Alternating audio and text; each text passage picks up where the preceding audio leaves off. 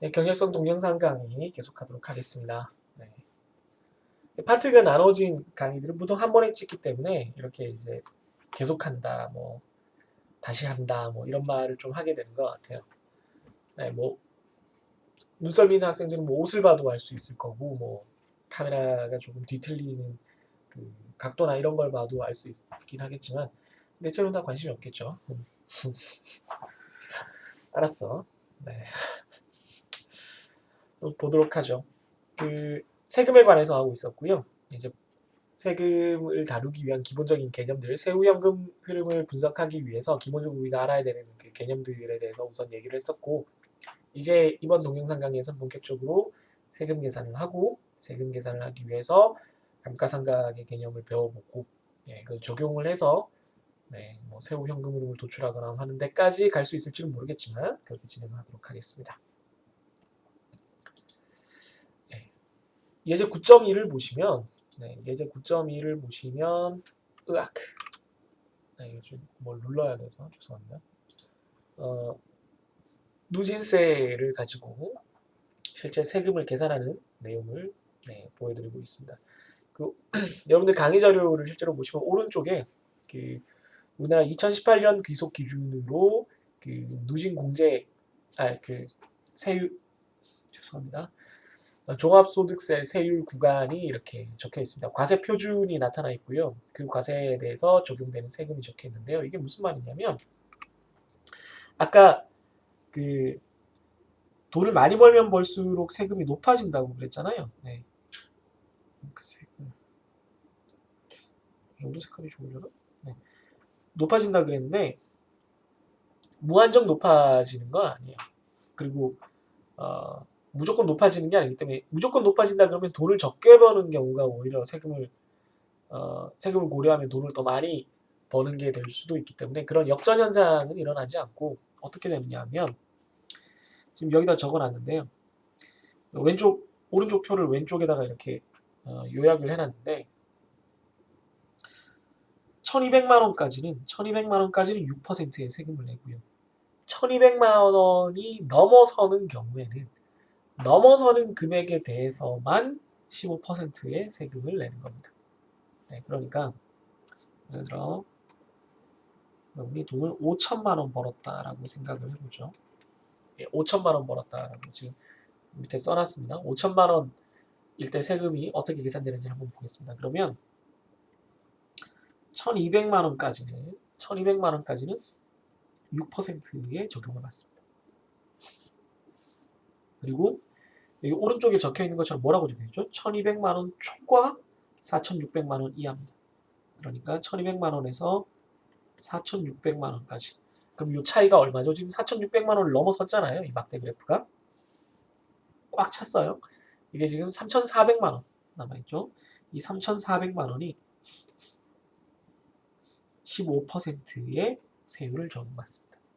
그러니까 넘어서는 부분만 새로운 세율을 적용받는 거예요. 전부 다 새로운 15%를 적용받는 게 아니에요. 그러고 나서도 지금 400만 원이 남았죠.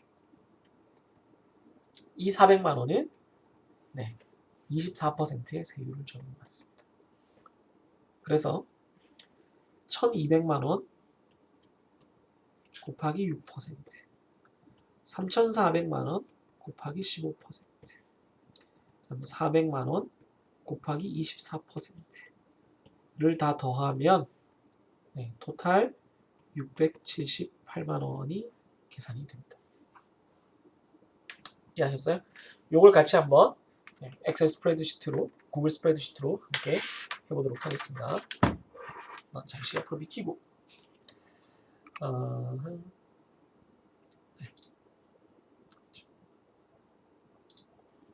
짠.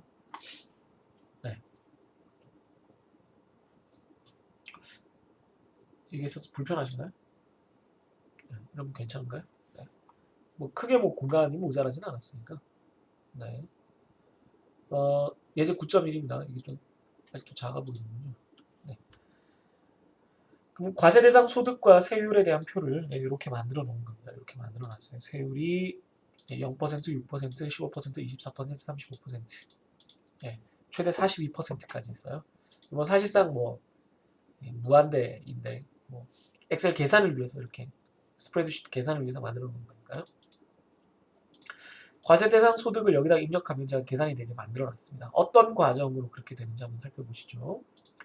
그럼 이게 지금 과세 대상 소득, 그러니까 다시 말해서 택서블 인컴이거든요. 이게 택서블 인컴인 셈인데 택서블 인컴을 여기다 입력을 하시면 여기로 똑같이 입력이 돼요. 똑같이 입력이 됩니다. 그러면 여기 해당 구간의 그 과세 대상 소득이 꽉 차는지를 보는 거예요. 1200만 원이 넘잖아요. 그럼 1200만 원이 되게 해주는 겁니다. 그러니까 지금 5천만 원이 있으니까 5천만 원이랑 여기 요 구간은 1200만 원이죠. 꽉 차는 게. 1200만 원을 다 채울 수 있잖아요. 그거 중에 작은 거를 선택을 합니다. 그럼 최대 1200만 원까지 되겠죠. 그럼 1200만 원이 해당 구간의 TI예요. 6%의 적용을 받는 택서블 인컴 과세 대상 소득이 되는 거죠. 그러면 6%랑 1200만 원 곱하면 72만 원의 세금이 확보됐습니다. 확정이 됐죠.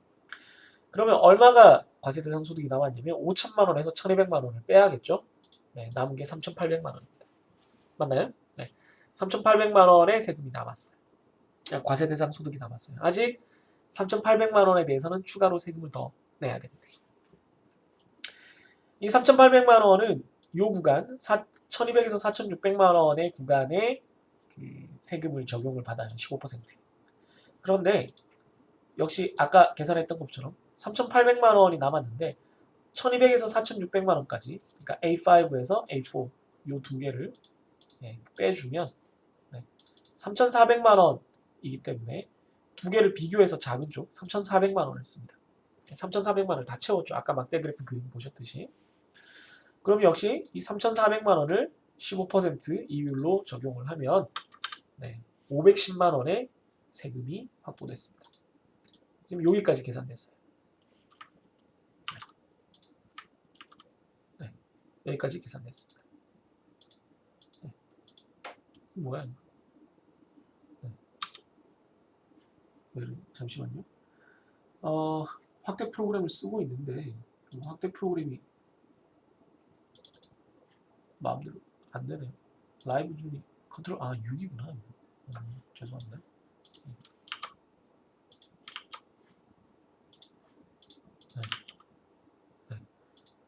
지금 여기까지 510만 원까지 계산됐어요. 이제 그 다음 400만 원이 남아 있거든요. 400만 원.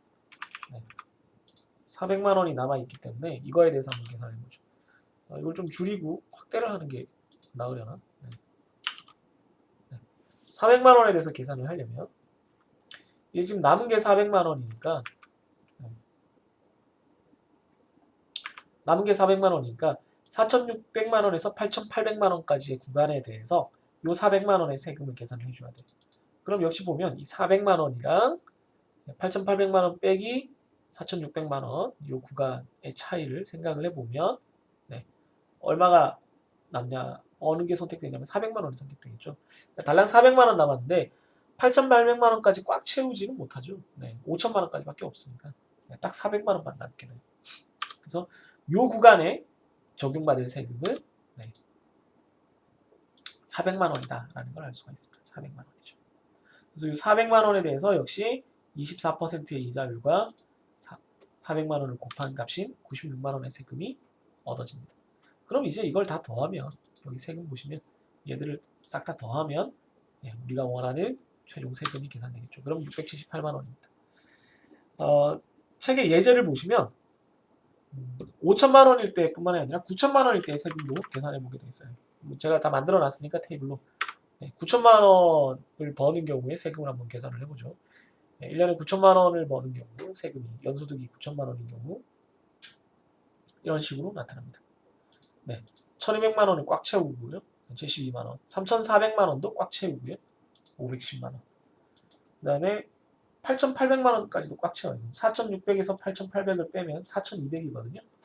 그게 4400보다 작으니까 4200만 원 꽉 채웠어요. 그거 가지고 24%를 계산하면 1008만 원이네요. 어마어마한 돈이에요. 그러고도 200만 원이 나왔습니다. 200만 원에 대해서는 이게 1,000원이니까 사실 200만 원이 아니고 20만 원이구나. 뭐 아무튼 죄송합니다. 그거에 대해서는 35%의 세율을 매겨야 되니까 이렇게 계산이 되죠. 그럼 이렇게 쭉 모으면 뭐 만원이라고 생각하시죠. 1660만 원이 됩니다. 사실 166만 원이네요. 죄송합니다. 이런 식으로 세율을 계산할 수 있어요. 그러니까 여기에 다른 숫자를 여러분들이 넣어 보시면 자연스럽게 원하는 세율이 계산이 될 겁니다. 이해가 되시죠? 그래서 여러분들이 이걸 사용하시는 건 제가 만들어 놨으니까 그냥 사용을 하시면 되는데 요거 말고 다른 형태로 여러분들이 스프레드시트를 만드는 방법도 많이 있어요. 다른 형태로 스프레드시트를 만드는 방법을 고안해서 가져오시면 제가 보너스 점수를 드리겠습니다. 네. 한번 생각해 보세요. 다른 방식으로도 스프레드시트를 여기 돈을 넣으면 자동으로 계산이 되게끔 만들 수가 있어요. 뭐 여러 가지 방법이 있거든요, 사실. 한번 생각해 보시고요.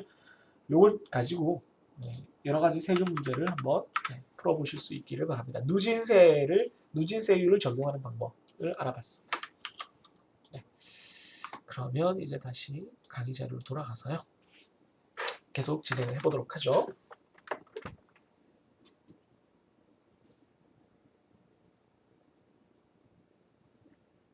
어떻게 눌러야지 바로 나오는지 모르겠네요. 자, 이제 세후 분석을 실제로 하는 과정으로 넘어갔는데요. 세전현금 흐름과 세후현금 흐름을 보겠습니다. 세전현금 흐름은 Before Tax Cash Flow라고 부르고요. 우리가 지금까지 봤던 거예요. 이거 우리가 아는 겁니다.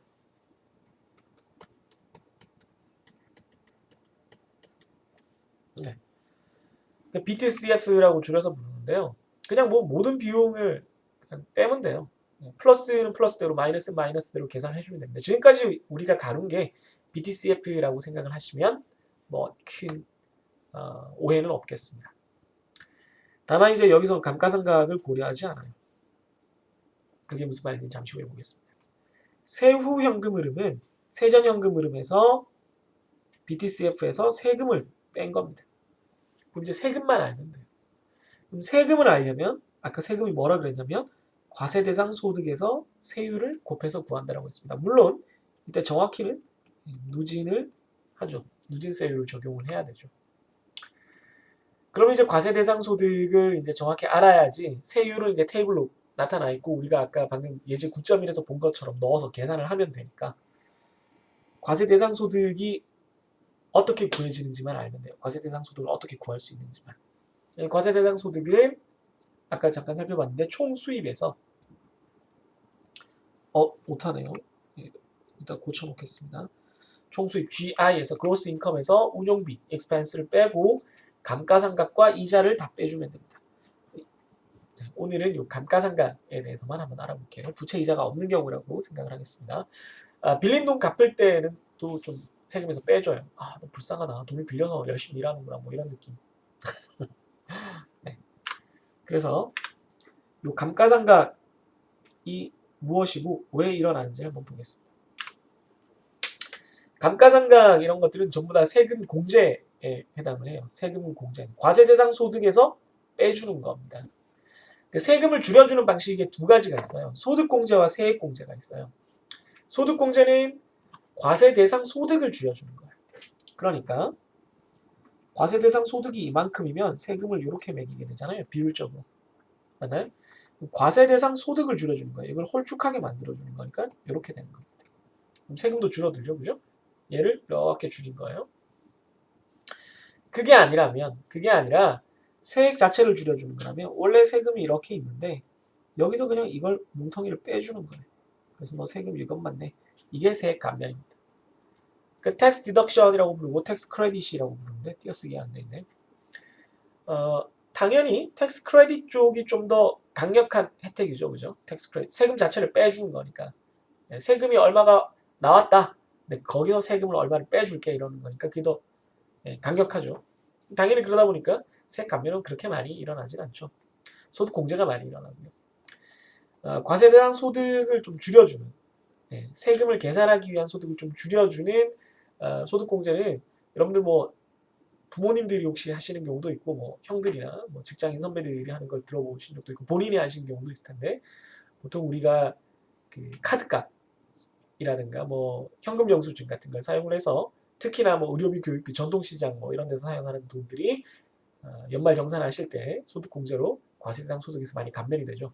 그러면 원래 달달이 세금을 냈었는데 원래 내가 과세대상 소득이 이만큼인 줄 알고 세금을 냈었는데 실제로는 내가 이만큼을 소득공제를 받아서 실제 내야 되는 세금이 이만큼 줄어들었다. 그럼 나 이만큼 세금 더 냈네? 요거에 대해서 돌려주는 게 이제 소득공제예요. 물론 안 돌려줄 때도 있고 더 많이 내야 될 때도 있어요. 그건 조금 복잡한 얘기니까 일단 뭐좀 더 복잡한 얘기랑 좀 개념이 다른 얘기니까 다른 기회에 하도록 하겠습니다. 그래서 뭐 보통 감면되는 비용들이 의료비, 교육비, 전통시장, 개인연금저축, 보험, 기부금 등이 보통 개인에게 많이 해당되는 내용들이죠. 또 여기서 추가적으로 이제 우리에게 있는 게 감가상각과 이자인데요. 뭐 이자도 있는데 일단 이자는 이 강의 자료에서는 빠져 있어서 감가상각입니다. 뭐냐면 기업이 생산활동을 하기 위해서 아까 말한 대로 재료비라든가 인건비라든가 이런 건 다 비용으로 처리가 됐는데 야 내가 기계를 이렇게 썼는데 기계가 낡아져. 이거 기계가 따라서 없어지는 같은 느낌이야. 이거 기계도 소모되잖아. 재료비처럼 봐줘. 라고 하는 게 감가상각입니다.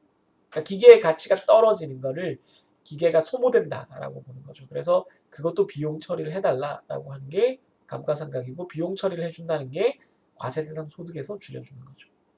그 얘기는 밑에서 조금 더 자세히 하겠습니다. 반대로 세액공제는 앞서 말씀드린 것처럼 바로 그냥 전체 세금 금액, 확정된 세금 금액에서 일부를 탁 잘라서 빼주는 거거든요. 뭐 아주 많지는 않고요. 여러분들이 소득공제 받으실 때 보면은 부양가족 자녀가 있으면 이제 자녀에 대해서 기본적으로 공제를 해주는 고정 금액 공제가 있고요. 또 특별 기부금 공제 같은 게 있어요. 예전에 정치 자금이 너무 불법으로 이제 많이 거치니까 투명한 정치 기부금 문화를 만들자 그래서 정치인에게 10만 원까지 기부금을 내면 그걸 그냥 세금에서 공제해서 다시 돌려주는 걸 했었습니다. 그러니까 시골에서 어떻게 보면 여러분들이 원하기만 하면 국가 세금으로 그 사람한테 기부금을 주는 거나 마찬가지였죠.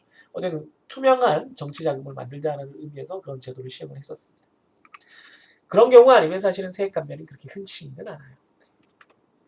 어쨌든 따라서 우리가 지금부터 다루게 될 감가상각은 뭐다? 소득공제에 해당하는 거다라는 걸 알아두시면 좋겠습니다.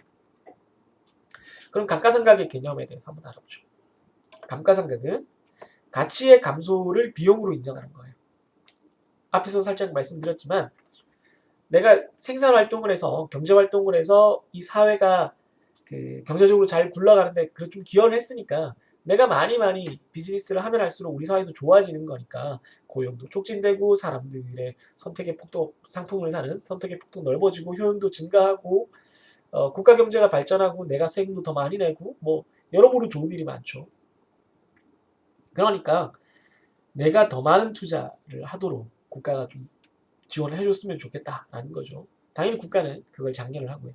그걸 장려하기 위해서 생산활동에 들어가는 비용을 앞서 본 것처럼 과세대상 소득에서 제외해줘요. 손해를 봤는데 세금을 내라고 하는 건 너무하지 않냐라고 이제 사람들이 주장할 수 있기 때문에 당연히 그렇죠. 그래서 물건을 판 돈에서 물건의 원가를 빼줬잖아요. 그게 운영 비용이잖아요. 원가는 물론 다른 비용들을 다 합친 거지만 거기에 그 과정에 내가 이거 기계를 써서 생산을 했으니까 이 기계의 비용도 넣어달라는 겁니다. 야 기계 그대로 있는데? 야 그렇지 않아. 원래 내가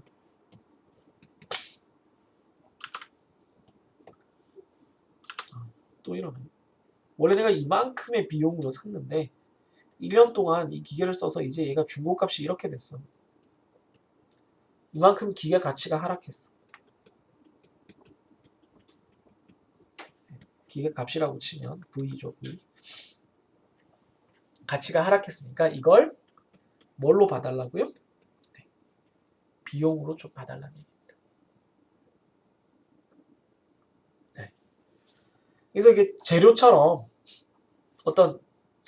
달아서 없어지는 걸로 투입해서 사라지는 걸로 이제 좀 간주해 달라는 거거든요. 근데 이게 실제로 내가 기계를 팔지 않았기 때문에 장부상에는 가치가 점점 줄어드는 걸로 기록이 돼요.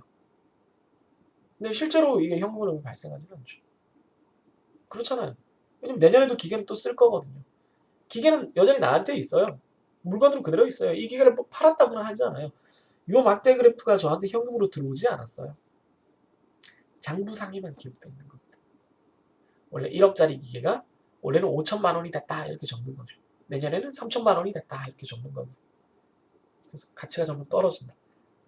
라는 걸 죄송합니다. 장부에만 기록을 해놓는 거죠. 죄송합니다. 이게 생각보다 좀 계산이 길어지네요. 네.